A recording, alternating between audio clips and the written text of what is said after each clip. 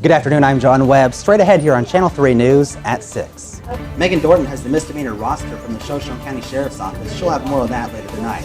Also, new program at the Wallace High School inspiring students. Plus, random shootings that have been happening for the past month, and a man has finally been held accountable. And Destiny, we have a nice break, but more snow is in the forecast. Yep, 1 to 2 inches accumulating this week, John. All right, Destiny, thank you. Those stories, plus Destiny's full weather update, straight ahead here at 6. You're watching Channel 3 News at 6 with news anchor John Webb, Chief Meteorologist Destiny Angle with her exclusive weather update, plus reporters Megan Dorton and Morgan Powers. This is Channel 3 News at 6. Good evening, and thank you for tuning in tonight. I'm John Webb. The Shohsone County Sheriff's Office has been responding to the 500 block of Pine Street in Mullan due to multiple random shootings. Some of those shots were being fired into occupied houses, but no one has been injured in the shootings. Now, the office has been patrolling the area for the past month, and they say they finally found the man responsible for those shootings. 49-year-old Kurt Marizzacco was arrested on January 11th after a traffic stop. The Osborne and Pinehurst Police Department alongside Shoshone County deputies searched Marizzacco's home while a deputy detained him. Officials believe that there may have been a booby trap near the entrance of the home, so District 1 EMTs waited outside in case of an emergency as the deputies made their way into the house. Marizzacco was arrested at around 4 p.m. and was charged with unlawful discharge of a firearm, malicious injury to property, and drug and paraphernalia charges. His preliminary hearing is on January 25th, and his bond is set at $500,000. In school news this evening, Wallace High students are being inspired by a new program called Student of the Week. Our Morgan Powers is over in the Channel 3 studio with more. Morgan. Thanks, John. Wallace started a Student of the Week program at the end of the last school year. Since then, it has carried over to this year and highlights 8 students a month, 1 junior high student and 1 high school student every week for their effort in school and kindness to everyone around. According to Principal Chris Lund, the program was put in place to recognize and encourage respectful and hardworking behavior that will be rewarded. A lot of the times we focus in on sometimes the students who, maybe it's discipline or that are not doing well. I think we as a staff, we decided it was time to recognize the students who are doing well in our school. And it was something that was really important to the staff and myself. And I think it's going pretty well so far. Okay. Students can get nominated by teachers who see small acts of kindness done in the halls and in classrooms, have positive attitudes, and are great role models to their peers. The Junior High Student of the Week gets a coupon for free food from the snack cart, and the High School Student of the Week gets a reserved parking spot in front of the school. It's exciting, and I'm honored to be so respected almost, or recognized by the teachers. And that was Morgan's final report with Channel 3. She's switching classes this semester and we're really going to miss her. She began here as a reporter at Channel 3 right when we first aired the program. And we have a clip from her first report with Channel 3. Take a look. Good evening. Thanks for joining us tonight. I'm John Webb. Last Monday, 2 Idahoans were charged with staging a robbery in a Southern Idaho pizza shop. Morgan Powers is live with more on this. Morgan. Thanks, John. 2 people have been charged with burglary, conspiracy, and grand theft after taking part in a staged robbery at a Domino's pizza shop in Southern Idaho. 20-year-old Caitlin Plaster and 35-year-old Nicholas Slane were charged Monday along with a third suspect, 22-year-old Dustin Farnworth, who was charged in the case last month. Plaster was an employee at Domino's in Twin Falls when police say she told investigators a masked gunman came into a store on February 6 and stole money from the register. But court documents say police later confronted Plaster about inconsistencies and she admitted to the robbery that had been staged. They are scheduled for a preliminary hearing later this month and being accused of stealing nearly $2,000 from the pizza shop. Reporting from Channel 3 Newsroom, I'm Morgan Powers. All right, so what class are we taking next semester, Morgan? I'm taking a career and life planning class. So what exactly is the class? We study different types of career paths, and it helps high school students figure out what they want to do after high school. So no career in journalism? No, That's I'm afraid not. Well, we appreciate everything you've done for Channel 3, and all of us will miss you deeply. You're always the joker in the newsroom, and you always kept us on our feet, so I thank you for that. Everything you've done for Channel 3. It was an honor working with you, and I hope you have a bright future ahead. Thanks, John. I enjoyed working with you, too. Well, Channel 3 has hired a new reporter. Her name is Kinley Fry, and I interviewed her last week. Take a look. Kinley, welcome to Channel 3. Thanks, it's good to be here. All right, Kinley, tell us a little bit about yourself. I started my sophomore year. I moved to Wallace Junior Senior High School, and I enjoy it very much. And I made varsity for volleyball, and I'm on the varsity basketball team. Cool. So what do you do in your free time? I usually hang out with friends, or sometimes I even study. And you got a driver's license this year, I so did. that's a new experience. It How is. do you think of that? It's fun. It's nice to be able to just drive around. Yeah. So why did you join Channel 3? I joined to get closer with the community, and I want to try something new. Do you think you might have a future in broadcast journalism? I plan to find that out with joining.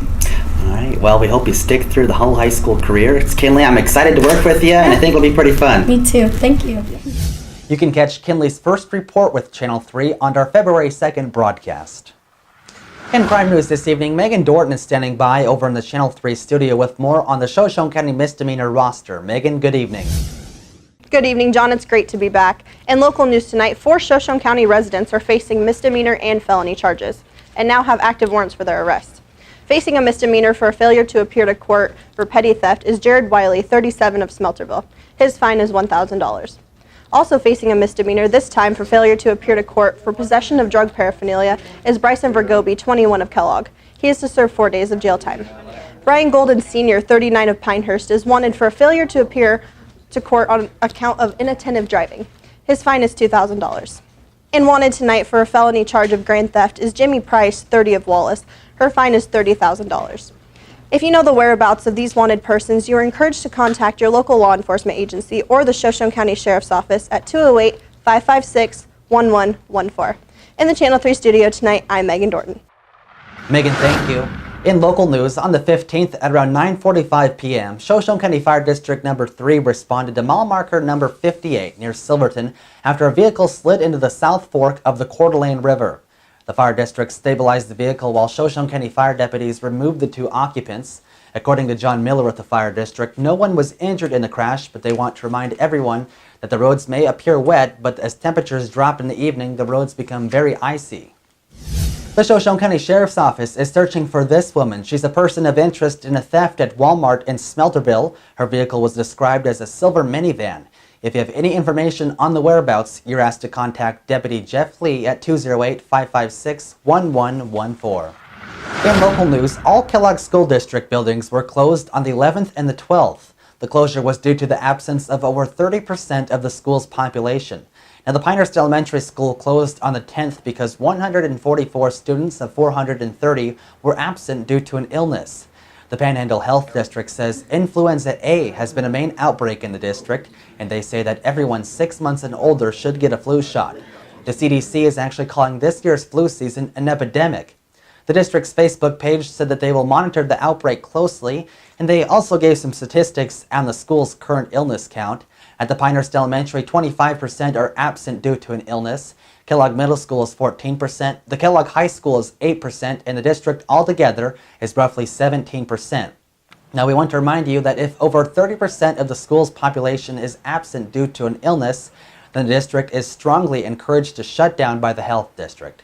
Channel 3 News will, of course, keep you updated on the epidemic. You can like our Facebook page and subscribe to us on YouTube. Just search Channel 3 News-Wallace. Destiny Engel is standing by over in the Channel 3 Weather Center with more on your snowy update. Destiny. Thanks, John. Temperatures seem to be varying this week and snow could be on the way. Many different areas have been hit with slush and ice.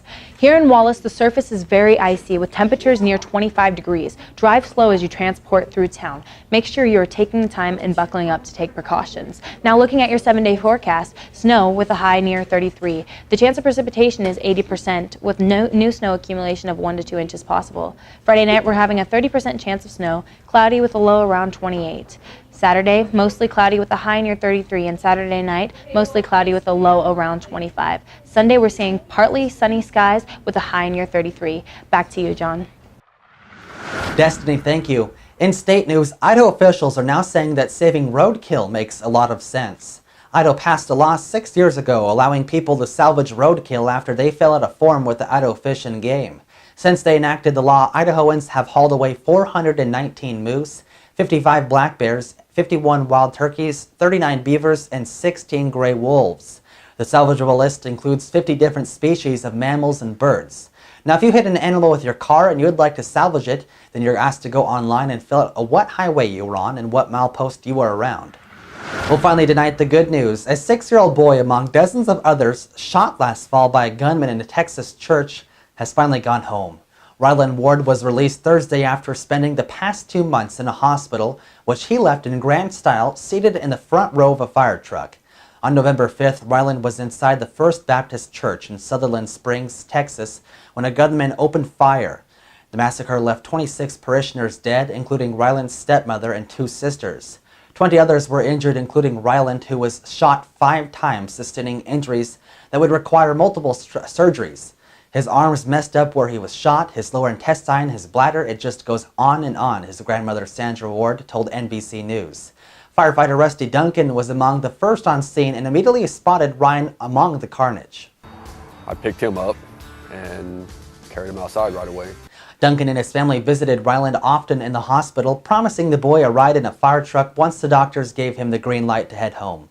When that day finally arrived, Ryland was, quote, ready to get in the fire truck right away, Duncan said. Observers noted how happy Ryland looked, comparing him to a kid on Christmas morning. The boy's grandmother said the child had more than earned the ride. He sure did. Well, that is it for us here this evening. I'm John Webb, and for all of us here at Channel 3 News, have a great night.